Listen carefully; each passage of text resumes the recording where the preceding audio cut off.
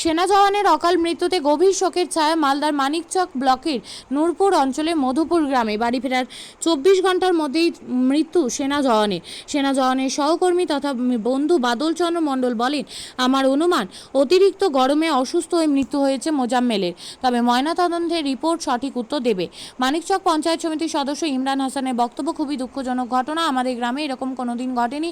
অসুস্থ হয়ে মৃত্যু হয়েছে সেনা জওয়ানের। মৃত্যুর সঠিক কারণ জানা যাবে ময়না তদন্তের রিপোর্টে। আমরা সকলেই শোকাহত। পরিবার সূত্রে জানা গেছে, নিজের কর্মস্থল হরিয়ানার হেসার থেকে ছুটিতে বাড়ি ফিরেছিলেন। বাড়িতে এসেই হঠাৎ অসুস্থ হয়ে পড়েন। তড়িঘড়ি মানিকচক হাসপাতালে নিয়ে যাওয়া হয়। হাসপাতালে চিকিৎসার পর আবার বাড়ি ফেরেন। বাড়ি ফিরতে আবার গুরুতর অসুস্থ। সঙ্গে সঙ্গে মালদা মেডিকেল কলেজ ও হাসপাতালে নিয়ে যাওয়া হয়। সেখানে যাওয়া মাত্র কর্তব্যরত চিকিৎসক সেনা জওয়ান মোজাম্মেল হককে মৃত বলে ঘোষণা করেন। আজকে শনিবার ময়না তদন্তের পর সেনা জওয়ানের নিথর মৃতদেহ গ্রামে ফিরল। গ্রামে ফিরতেই কান্নার রোল এলাকা জুড়ে। ধর্মীয় রীতিনীতির পাশাপাশি সেনাবাহিনীর রীতিনীতি মেনে মৃতদেহ কবরস্থ করা হয়। সেনা জওয়ানের পরিবারে রয়েছে স্ত্রী আজমিরা খাতুন, এক মেয়ে ও এক ছেলে। মেয়ে বড় ও ছোট ছেলে। সেনা জওয়ানের মৃত্যুতে শোকাহত গোটা মধুপুর গ্রাম। বর্তমানে ও হিসারে পোস্টিং ছিল, হিসার থেকে ছুটি এসেছিল। ছুটি আসার পরে রাত্রে ওর হঠাৎ পেটে ব্যথা বা কোনো শরীর অসুস্থতা দেখা পড়ে। তারপরে সকালবেলা আমাদের যে লোকাল হসপিটাল মানিকচকে ভর্তি করা হয়, ওখান থেকে ট্রান্সফার করা হয় মালদা মেডিকেল কলেজে। মালদা মেডিকেল কলেজে তাকে তারপরে মৃত ঘোষণা করা হয়। ঠিক আছে, এর মধ্যে ওর পেটে ব্যথা কী হলো সেটা ব্যাপারে অতটা দৃষ্টান্ত আমি এখন পর্যন্ত ক্লিয়ার করিনি। তবে আশা করছি যে এর আগে আমাদের যে ক্যাপ্টেন সাহেব এসেছিলেন উনি সব কিছু বলে দিয়েছেন। হ্যাঁ, কি মনে করছেন অসুস্থতার কারণে মৃত্যু? অসুস্থতার কারণ আমি কি বলবো, এটা হচ্ছে মানে যা গরম, আমার তো মনে হয় গরমের মেন কারণ হিট স্ট্রোক।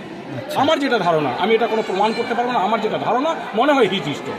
আচ্ছা, আজকে উনার মৃতদেহ আনা হয়েছে। হ্যাঁ, কি কি করা হলো উনার সম্মানে? এই মৃতদেহ, যেহেতু আমি একজন ডিফেন্স পার্সন, তখন আমার ইউনিট 234 আর্মার্ড ইঞ্জিনিয়ার রেজিমেন্ট থেকে আমাকে কিছু দায়িত্ব দেওয়া হয়েছিল পুরো কালকে থেকে আজ পর্যন্ত যা কারবাই সেই কারবাই করার জন্য।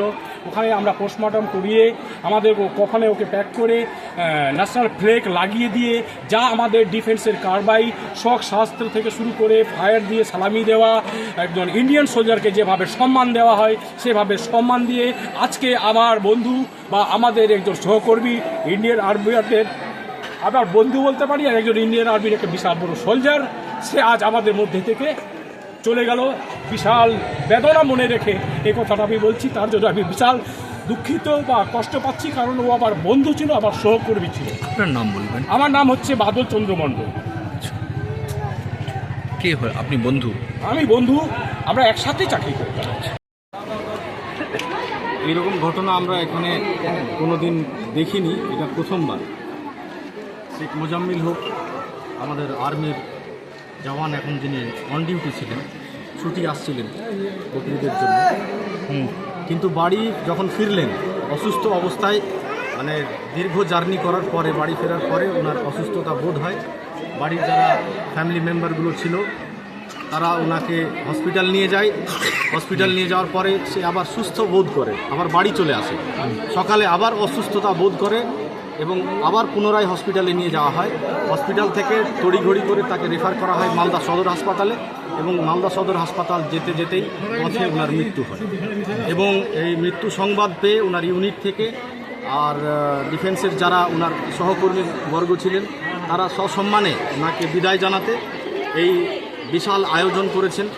আমরা এই গ্রামবাসী এই ধরনের কার্যকলাপ বিগত দিনে দেখিনি। আচ্ছা, মূলত এই মৃত্যুর কারণ হিসাবে কি জানা যাচ্ছে? অসুস্থতা? পিএম রিপোর্ট না পাওয়া পর্যন্ত আমরা তো কিছু বলতে পারবো না।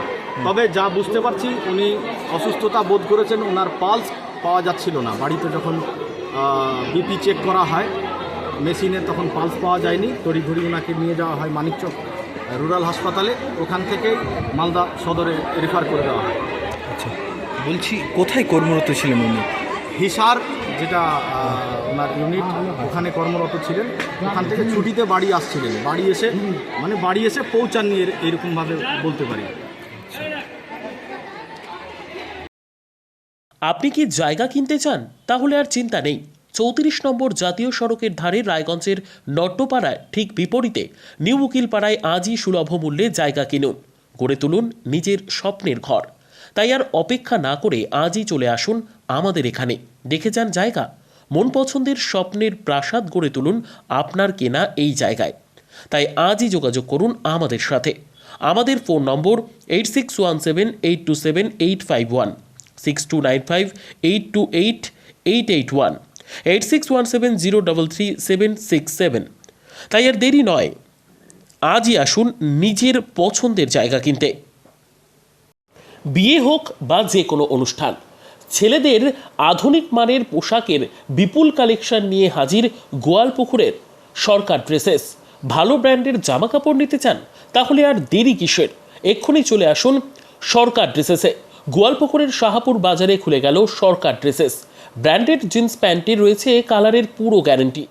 ব্র্যান্ডেড জিন্স প্যান্ট ছাড়াও রয়েছে shirt, T shirt, panjabi, cargo jeans, cotton pant, half pant সহ যাবতীয় পোশাক থাকছে এখানে। সকল প্রকার কেনাকাটায় থাকছে আকর্ষণীয় উপহার। তাই আজই আসুন আমাদের প্রতিষ্ঠানে। আমাদের ঠিকানা সরকার ড্রেসেস, শাহাপুর বাজার, গোয়ালপুকুর, উত্তর দিনাজপুর।